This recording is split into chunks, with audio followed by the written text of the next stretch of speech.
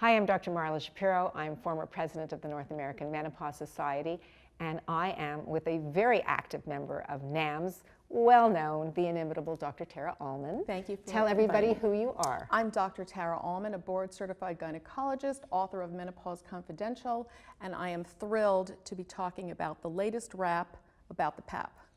So I'm your average woman, and I'm very confused because I remember there were days where we did PAPs on an everyday basis. Now it seems to be all different, and you seem not to be wanting to doing it on my daughter. When I was younger, I already had the PAP test done.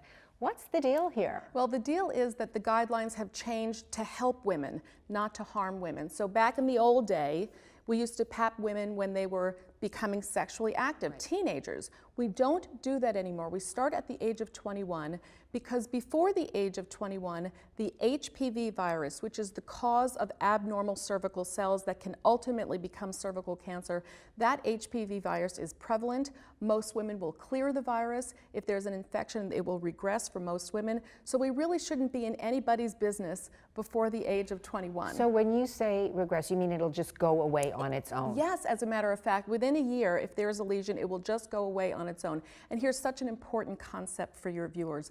There is harm to testing. So women may say, well, what's the difference? Just go ahead and do my PAP anyway. I had a PAP when I was 18 and my daughter should have one too. But there are harms to testing, not benefits in every case. And for the under 21-year-old group, there are harms involved in terms of bleeding, infection, pain, and even more importantly, if procedures are done for abnormal cells on the cervix caused by the HPV virus, which is so prevalent, and cervical cancer so rare, these women can get into trouble in the future with fertility. Okay, so you talk about, and that's a really important message, you talk about this HPV virus. So why not just look for the HPV virus? Are we going to be doing that instead of doing a PAP? Yes, we're going to start looking for the HPV virus only in the above 30 crowd because the peak of virus, the exposure and the prevalence of the HPV virus really is through our 30s and early 40s, then it starts to go on the decline. So we don't want to screen for that virus when we know it's so prevalent and we know that women will clear it by themselves, the actual virus or a potential infection from the virus. And if we look for it and find it, we're going to be compelled to do something about it.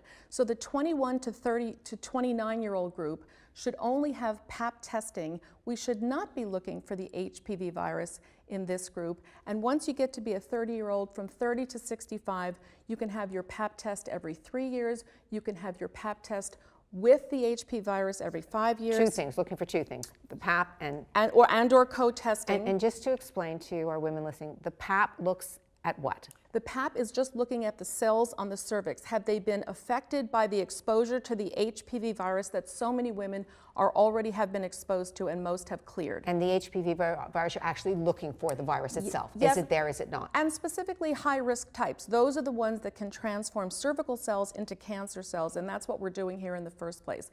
And I want to talk about that third strategy because it's new and it's exciting. We can have, and women will maybe not like this idea, or maybe they'll love it, you can have your HPV virus testing only every 5 years, and women will say, well, does that mean I don't have to go to the gynecologist except every 5 years? And no, it doesn't mean that at all. Totally it just different. means that we're going to try to reduce harm, improve benefit, screen the right age group with the right test at the right time, and you still get to go back to your healthcare professional or gynecologist every year because there's plenty of other stuff we have to cover besides cervical cytology screening. But good news for women, and really important to understand that we're not doing it to save money, that we're doing it because we realized in some cases doing it too frequent was more harm than good. Yes, 100%. I want everyone to know this is not about insurance companies plotting against women. This is about doctors who are using the best available science to help women.